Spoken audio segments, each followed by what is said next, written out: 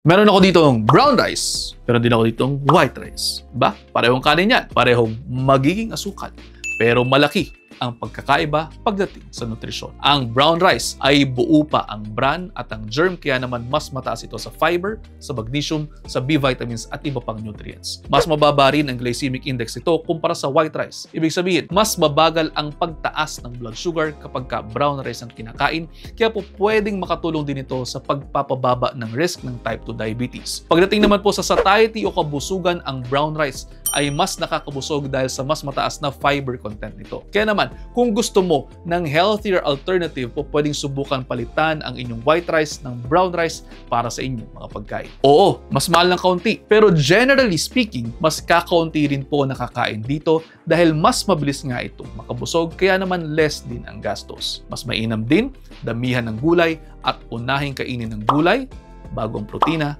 bago ang brown rice, at mas magiging filling ito sa inyo. Mas makakabusog at hindi dadami ang inyong kinakain. Sa paano, nakaisang minuto na ata ako. I hope you're all 1 minute wiser. Pakipusuan kung may natutunan. I'll see you next time. Ingat!